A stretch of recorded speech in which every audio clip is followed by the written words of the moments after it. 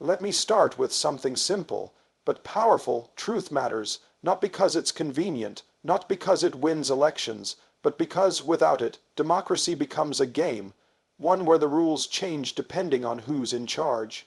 In the opening of the speech, a powerful emphasis is placed on the value of truth as the cornerstone of democracy.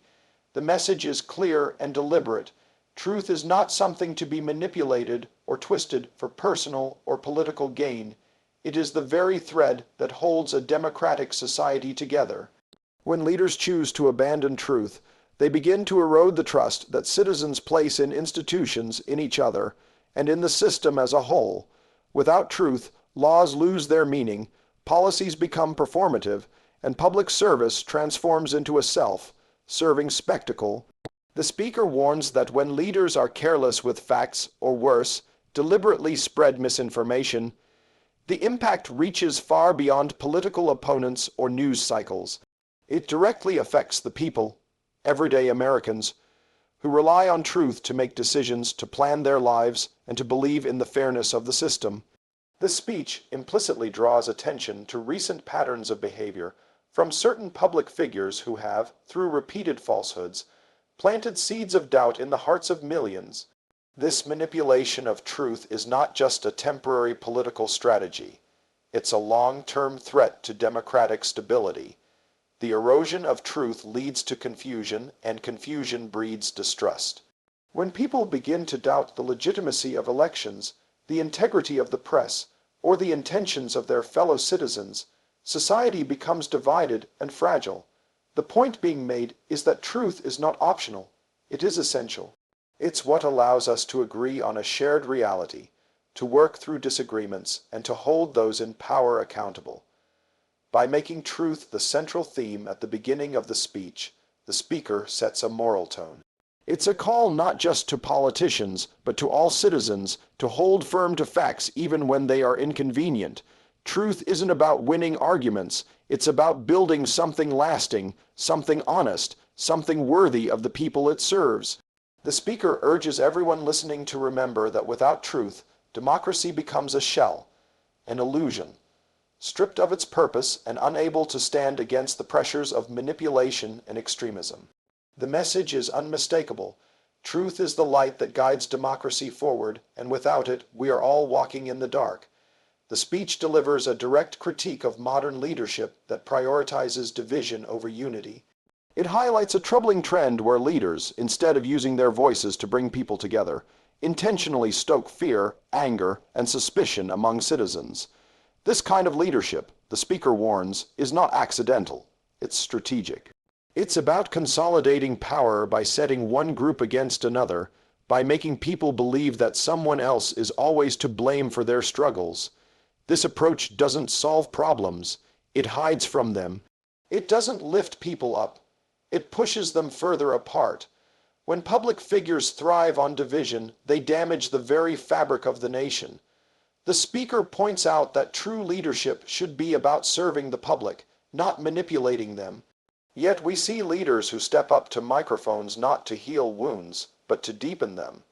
They twist facts, question the legitimacy of foundational institutions, and suggest that anyone who disagrees is an enemy. In doing so, they exploit the very divisions they should be working to heal. They make citizens doubt not only their leaders, but their neighbors, their communities, and even themselves. This erosion of trust has a cost. It creates a climate where truth becomes subjective, and where facts are no longer something we agree upon, but something that can be dismissed, reshaped, or ignored entirely. This destructive style of leadership is particularly dangerous because it masquerades as strength. It hides behind loud speeches, tough rhetoric, and a posture of defiance. But underneath it lies insecurity and fear. Real strength, the speaker implies, isn't about how forcefully you speak or how aggressively you attack opponents. Real strength is about courage, the courage to tell hard truths, to admit mistakes, and to bring people together even when it's difficult. The consequences of divisive leadership don't stay at the podium. They ripple out into everyday life. They influence how people treat each other, how communities interact, and how the nation moves forward, or fails to. The speech challenges the idea that this kind of leadership is acceptable or normal.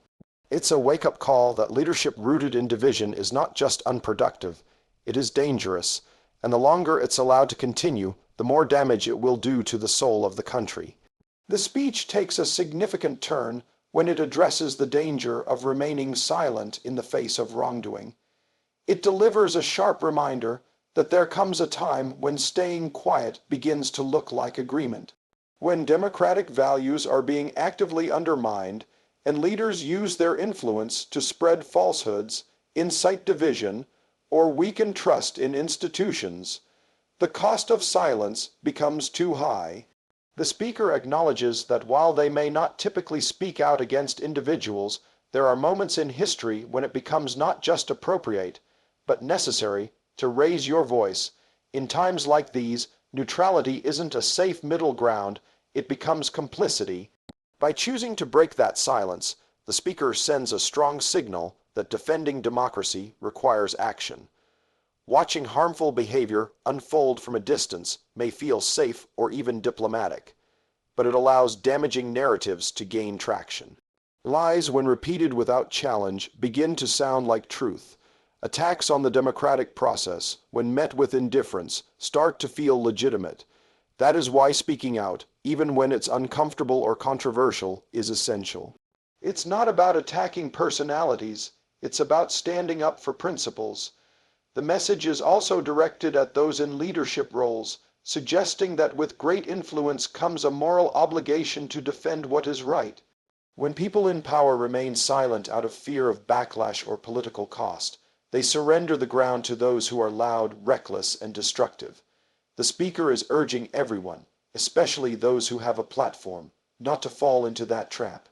Because when the public sees respected voices remain silent while chaos and lies dominate the conversation, it sends the wrong message.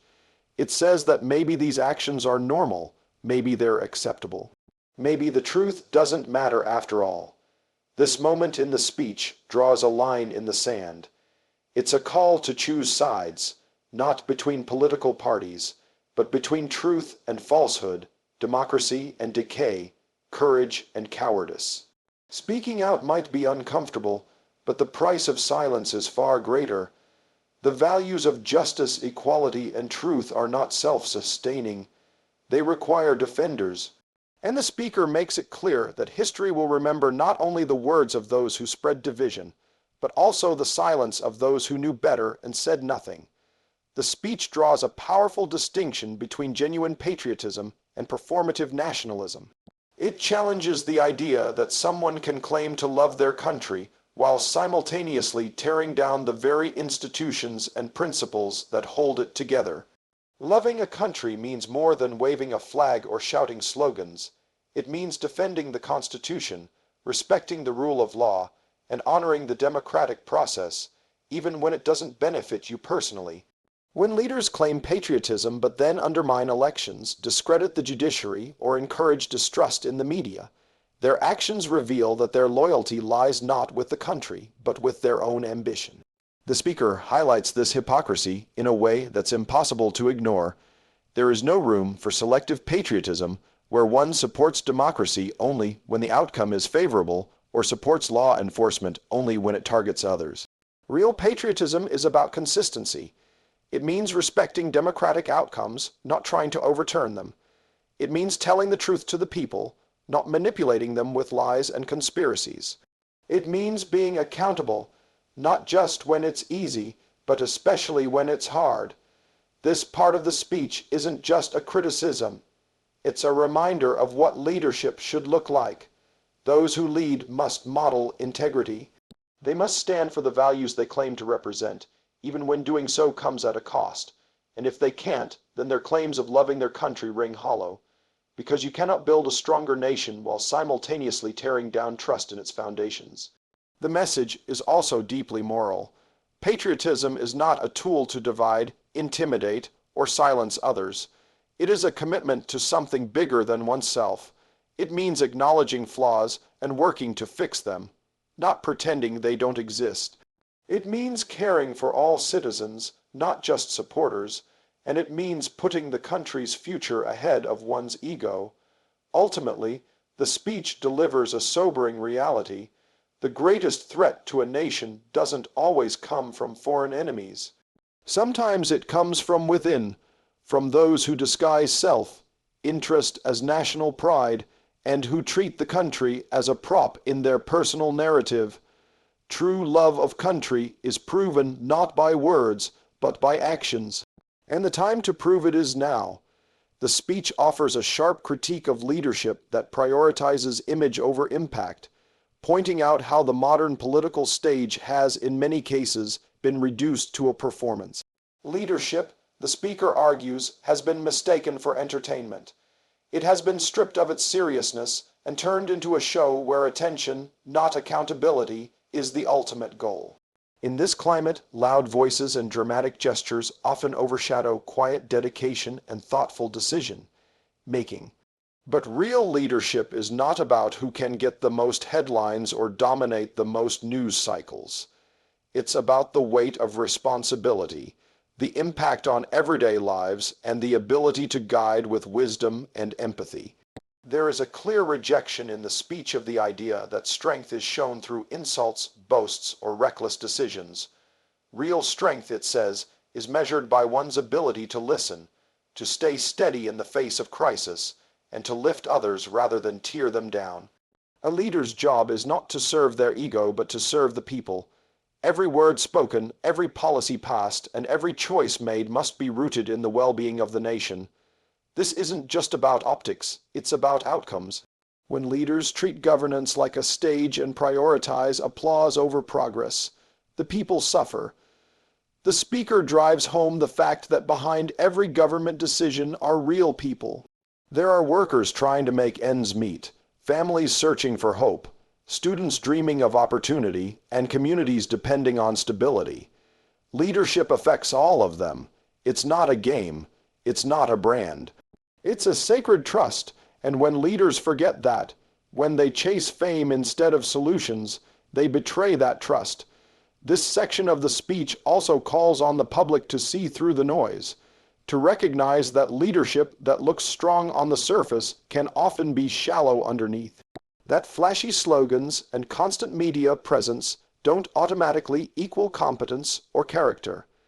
The speaker urges people to demand more, to expect more, from those who hold power, because a country can't afford to be run by actors playing the role of leaders. It needs real servants of the people. The message is clear. Leadership isn't about how big you sound, it's about how deeply you care and how faithfully you serve. The closing section of the speech delivers a passionate and urgent call to action, stressing that the time for passivity has passed. With so much at stake, the speaker emphasizes that citizens can no longer afford to sit on the sidelines or wait for someone else to defend the values that hold the country together.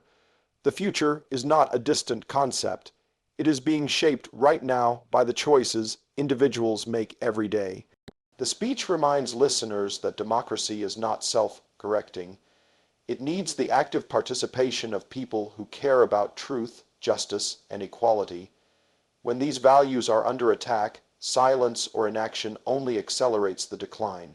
There's a sense of rising intensity in the way the speech moves toward its conclusion. The gloves are off, the truth is exposed, and there is no more room for pretending that everything will fix itself. This is not a time for political calculation or vague neutrality. It is a defining moment, one where people must decide if they will stand up for the ideals of democracy or allow them to be chipped away by those who care more about power than principle. The message is not just for politicians or public figures. It is directed at everyone. Every voice matters, every vote counts, every act of courage, no matter how small, contributes to the collective strength of the nation. The speaker also draws on the sacrifices of generations past, those who marched, bled, and even died for the freedoms enjoyed today. Their struggle was not easy, and their victories were not guaranteed. But they fought anyway, because they believed in the promise of a country that could rise above its flaws and become something better. That same spirit, the speech insists, must now be carried forward. The work is not finished, the dream is not complete, and complacency is not an option. By ending with this challenge, the speech ignites a sense of duty and hope. It doesn't sugarcoat the difficulties ahead, but it refuses to give in to despair. The tone is both realistic and inspiring, encouraging people to reclaim their power and step forward with courage, because the future is watching, and it will judge not only what was said, but what was done.